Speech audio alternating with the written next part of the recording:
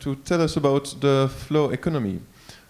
He is from Universal Rights, also from the Singularity University, but he insisted for me to put Universal Rights on this slide. So I'm quite curious about that and about what he has to tell us today. Please welcome Arash Aazami.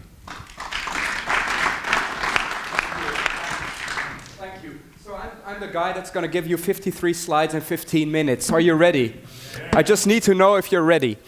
Okay, good, because I'm not. No. So we're going to talk about the Internet of Energy and the flow economy. And first I'm going to start with a bit of my own background. On this picture, which is taken by my mother, you see me in the middle and my brother and our neighbor on the other end. And this is where we grew up in a country called Niger in West Africa. And we're watching television. And hardly anybody could do that at that time because we had one of the 2 televisions in our town and there were broadcasts 3 times per week and we could watch them if there was electricity at that time because we did have power cuts every day. So this was the reality that I grew up in, and today even only 14% of the people in Niger have access to energy, which, if you're looking at all the countries in the world, makes Niger the 9th most energy-poor country in the world. Today, 2.9 billion people still live in what we call energy poverty, which means that they're losing a lot of time. They need to spend up to 50% of their waking hours to fulfill their basic needs, such as finding wood so they can cook. All this time they can naturally not spend on becoming educated or earning an income or having quality time with their families. And this is something that we really need to do something about. Now, what is energy? Essentially, energy is nothing more than the ability to do work, the ability to get shit done. And that makes it also the foundation underneath our real economy. Whatever you touch, whatever you use, whatever you produce, whatever you throw away is energy, exists through a flow of energy. And that is how basic it is. Today, the total energy economy is this number, 155,000 terawatt hours on an annual basis, which is kind of an abstract number. So I decided to make it a little bit more visual for you guys and put it in joules, which is this amount. It's not visual, okay. It's this many solar panels. And if you would align them, they would cover this country. Which country is this? Yes, Spain. So that means that the entire human race can be actually served energetically with the surface of Spain filled with solar panels with the technology of today. We don't have an issue, right? It's only a small piece of earth. However, the energy consumption globally is growing. And it should, 47% plus in the past 20 years, and that's going to carry on because we know that all the people that live in sub-Saharan Africa and in Asia and in Latin America also should be granted access to energy. And not just energy, because if you're looking at energy right now, this is the Global Peace Index. This is where you want to live or where you don't want to live. Basically, you want to live in the green countries, you don't want to live in the red countries. And what is happening in all the red countries, those are the countries where we are getting our energy from. Fossil fuel is being fought over. That's basically what this map says. So we need to make this transition to a world that runs on 100% renewable energies. Now, how are we going to get there? We're going to get there whatsoever. This is fossil fuel consumption by humanity throughout our existence. And we are here. We are here. So if you look at this map and you're going to talk about alternative energy, the actual alternative energy is oil and coal and gas. Conventional energy has always been sun and wind, and it will always be. That's what we have always relied on. But we've become so smart technologically, thanks to fossil fuels, that we can actually deploy these energies that are renewable, saving the same amount of time as we learned to save over the past century and a half. So we could actually carry on to be an ever-advancing civilization based on renewable energies. A society that will rely on 100% renewable energy is not so much a choice, it's inevitable. However, we do have a choice. Do you want to be part of the problem and keep things as they are for a little bit more? Or do you want to be part of the solution? That's the options that we have. And this is the option that I chose for. Instead of fighting whatever does not work, I'm determined to spend all my energies into building something that might make the old obsolete. Now, here's a model that may make the old model obsolete. And we name this the Internet of Energy. Are you guys on the internet? Are you? Which ones of you are sometimes uploading stuff rather than only downloading? I guess that's all of you, right? If you think about it. And if we're looking at the birth of the web, it's only so recent. 1989, Tim Berners-Lee at CERN deploying the www standard. And it's thanks to this standard, supported by a number of other ones, that you and I can communicate with each other globally, in a standardized way, which means that we understand each other. And we are attempting to do the same with energy. This internet, the www, basically meant the end of the data consumer. As of that moment, we were all data-prosumers. We can all contribute to our advancement. And so going towards an Internet of Energy, we're moving from a centralized system, looks like this, to a decentralized system, looks like the rooftop of Rotterdam Central Station, moving to a distributed energy system. And that looks like this. Everything is interconnected, machine to machine, and everything is bidirectional. We can all download energy from a grid and upload energy to that grid, which means that we are all turned into energy-prosumers, able to download and upload energy, regardless of the resource that we are using and regardless of the form in which we are downloading or uploading that energy. It could be in the form of photons or electrons, could be in the form of molecules, hydrogen molecules, for instance, could be anything. So what we are trying to build at Universal Right is one universal digital standard for exchanging energy globally, which means that we need a couple of things, and we are building towards these right now. 100% digital validation of the origin of every unit of energy in the system. 100% digital validation of every peer connected to the system. 100% digital validation of every transaction, which means every imbalance between supply and demand. And artificial intelligence that actually ensures that we are balancing as well as the system ever could. So this is an operating system for the energy world of tomorrow.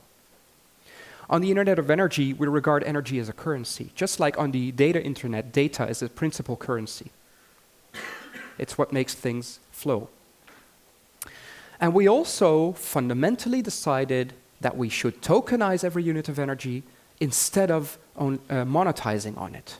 You know, energy should be free. So we are tokenizing energy, but we're not monetizing on every unit of energy. On the Internet of Energy, it should flow freely. You have to pay for something, your connection, for instance, how wide you want it to be, in which forms you want it to have it. But you should not have to pay for the amount that you're downloading or uploading. And so that means that instead of looking at the returns on investment in the old financial world that are already pretty good with solar panels, we are looking at the energy return on energy invested into the system. For instance, look at the amount of kilowatt hours that you're investing into manufacturing and installing and using solar panels compared to the amount of kilowatt hours that these will generate throughout their lifetimes. And those are way, way better than the financial ROIs, the energy return on energy invested. It means that we have a system that knows no third parties, which is non-speculative in nature, which is very important for us crypto guys these days, consisting of embedded trust, and where the governance is in the mathematics, rather than in some book that is made up by people in a government. It means also that we're moving towards an energy-backed economy. Now, what does that say? It means that we're going to adopt a global standard. And the beauty of energy is that already it is a global standard. A joule of work is worth a joule of work wherever you are in the world.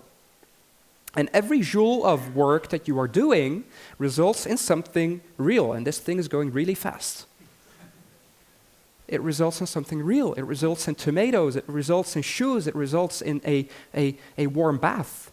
It results in something that is actually worth something. Again, you're going so fast. The thing is not switched off.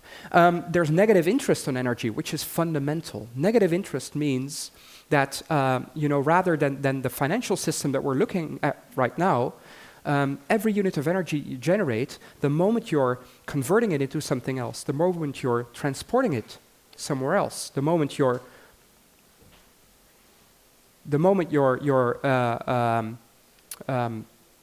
storing it somewhere, you're losing a little bit of that energy. And that means that you're incentivized to use energy from a renewable resource locally as effectively as you can to create actual value. And that results into what we call the flow economy. Together with these guys and a couple of others by now, actually, we are working towards this solution. And results into one global standardized energy exchange. We are actually synthesizing distributed ledger technologies with AI and with IoT technologies. So it's kind of a good puzzle to do. It's resource agnostic.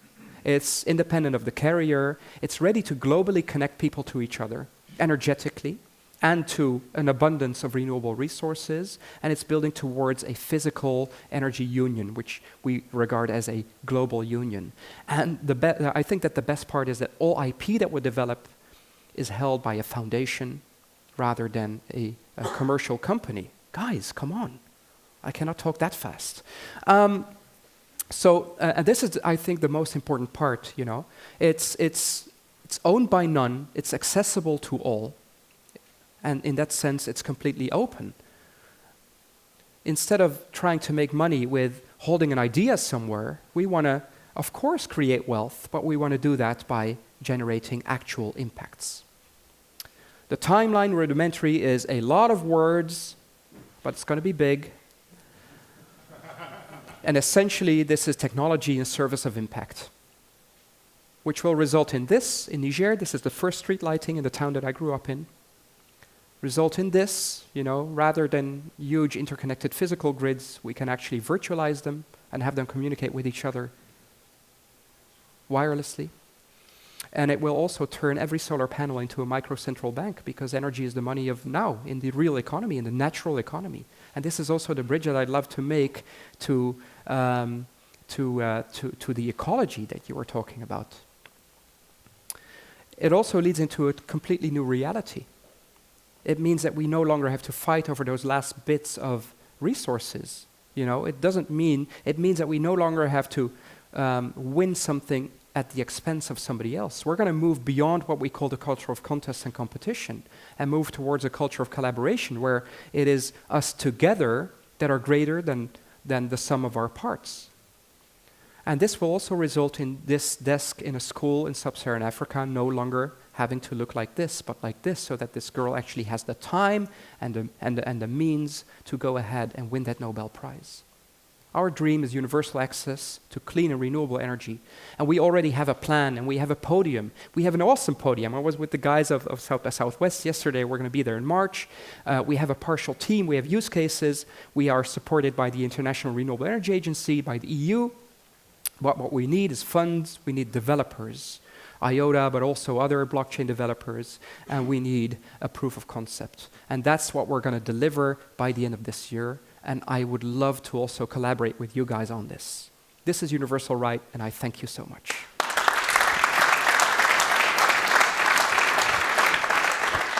Don't go so far. I'm guessing there are a few questions. Do we have a catch box somewhere? I think, yeah, we left it over there. Any question for Arash? I have a question. Did I make it within 15 minutes? Yeah, actually, that's. I would like to mention that we are like 15 minutes ahead. So. Wow. That's quite impressive. So yeah, a very inspirative talk already. Thank you. Thank you very much. Lots of data. Does anyone has something to say about it? I have a question. Yeah.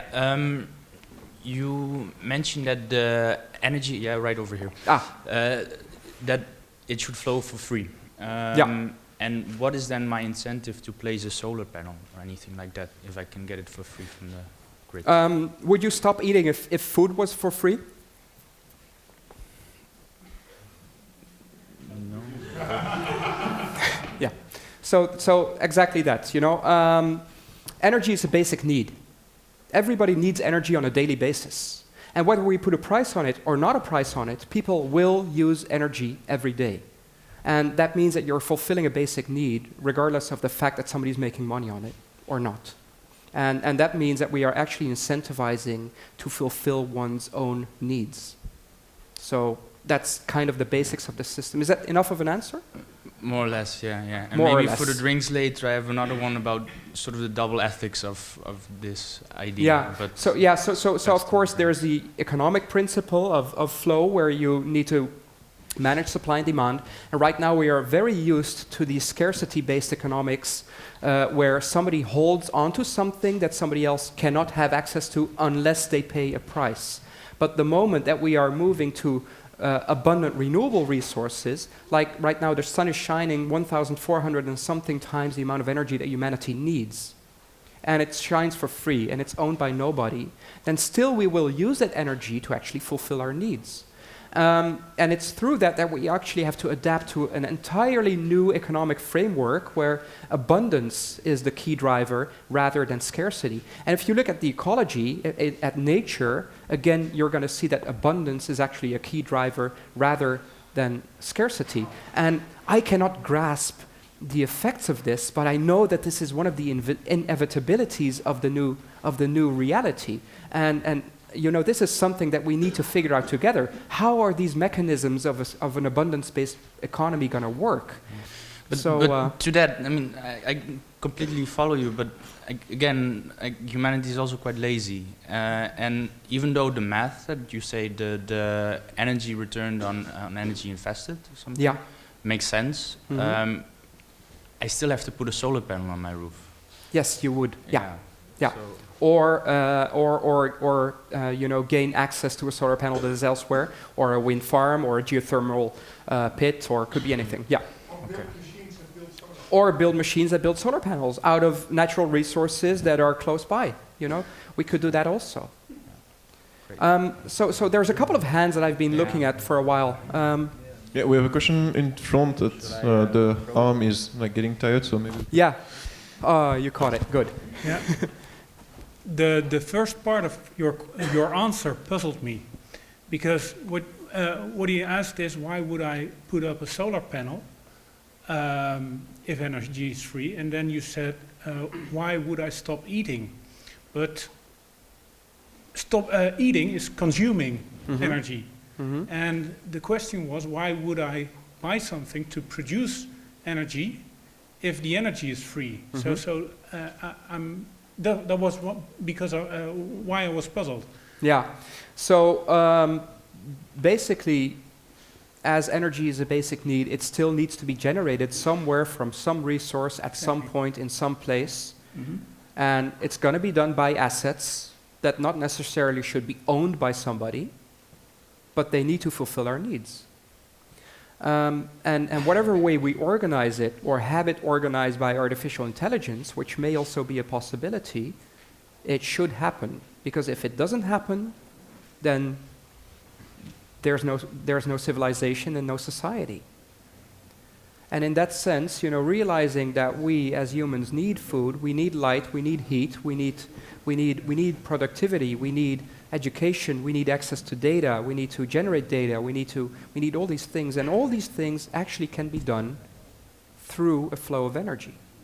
And the better we find ways to organize this flow of energy in such a way that we don't need to pay for them with old-fashioned money, but actually use them as abundant resources to generate actual value within our society, the better we're going to democratize this power to create value and share with each other so that we can balance supply and demand in the most effective way possible.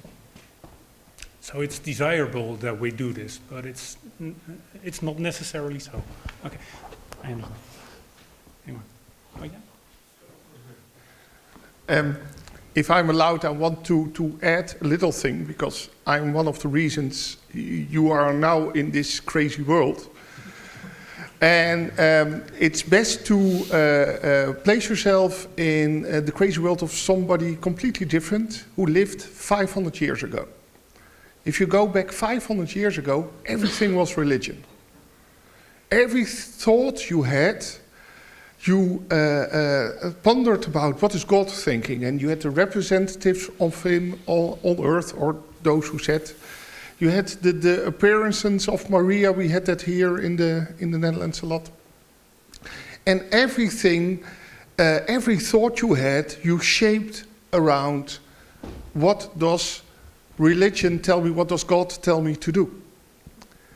Now, in the world of today, I have a number of friends that are priests. They are very nice, but the book they have, that's a very strange book. So it's only in a limited way, it's part of my thoughts. But in the world of today, everything I see, I ask myself, who's going to pay for it? Where's the money coming from? What's the business case? And what would happen if this is also a kind of shift we have to make? But then it's like in a world where everybody believes in God, say, what if there is no God? That is a thought you cannot have at that time. Now we can have it. So that's... Yeah, that's true. Yeah, then I have one follow-up question. I mentioned previously the double ethics of your ID, and you started with in Niger, your example, and wanting to send that girl to home. Okay, indeed, we live in a capitalist society here right now. I love the idea. What kind of society? Capitalist society. Okay, yeah. I love the idea of a free flow of energy, but you have to cover the incentives correctly. And one of the incentives of you as well is to get the sub-Saharan countries then up to an economic standard. And you mentioned technological advancement, which would put them probably towards the same record that we're in here in the Western world, capitalist society. So what is your measure then? Is it happiness, or is it money that we make? So that's also, I'm very curious about your thoughts on that, this whole big idea. I believe this is an amazing question that is not very easy to answer, but let me give it a try. So if you're looking at, let's go back to Niger. Niger right now is the 9th most energy poor country in the world in terms of energy access. It is also the 4th largest uranium exporter of the world, which makes it an energetically extremely rich country. It was a French colony until 1960, and in 1958, we had the discovery of the uranium in the soil there. So what did the French do? They said, okay, guys in Niger, as of 1960, you're independent of us, except for you will need to provide us with all your uranium until the end of time for free. And all the people in Niger between 1960 and today have no access to their own resources, which is crazy, right? In the meantime, Niger is also an extremely rich in sun country. And today we have the technologies to put a solar panel anywhere in the country to have it generate energy from a resource that nobody can put a flag on and say it's mine and I'm going to determine a price on the amount of energy that's coming from there. Even going further, within a couple of years, everybody in Niger could dispose of the technology to produce some kind of a solar panel, you know, a solar energy conversion system by 3D printing it out of the sand right next to their houses. Why not? And once we are there, everybody there actually has access to energy that is more or less free and still fulfills their basic needs. This means also, and if you're looking at sub-Saharan Africa as a whole, that the wealth in renewable resources that nobody can own is 2.5 times higher than the wealth in renewable resources that we have in Europe. And if you draw this line even further, that may mean that within something like 20 or 30 years, we're going to have economic refugees from Europe going to Africa. because that's where the wealth is. And if you're looking at the history of mankind, we have also always located ourselves near the source of our wealth, the fertile grounds, the rivers, the coastlines. And the fertile grounds energetically of the world today are in sub-Saharan Africa. So if you want to produce something very effectively, you best produce it there. You know, and this is just giving an idea of how the world is going to move once we adopt this notion of abundance. It's not capitalistic anymore. It's about sharing. It's not about ownership anymore. It's about access. One last question. Behind you. There was a hand over there. Somebody from Spain. Oh, Spain? Yeah. Just a short question. In this vision, how far would you see governments to be an obstacle in this huge progress? That's another amazing question, and I also, it makes me wonder, how far are governments an obstacle in how the world is changing thanks to distributed ledgers and cryptology? They can attempt to do something about it temporarily, but it is a new reality that we all need to accept. And I believe that the same is happening in this field also. So thank you for that question. And maybe, if there's time, we can still have that last one. It was to the back. Sorry, where? There was a lady. Yeah. I want gender equality. Yeah. I was wondering if you already have mathematical models to actually export all these concepts to like an AI. Sorry, mathematical models. Yeah, if you have already mathematical models to transport all these concepts into a measurable flow, basically. Or how do you see that that's going to happen? Because you mentioned AI as a way of basically the arbiter of this ecosystem will be an AI system. Do you already start building this? Did you find out something already, or?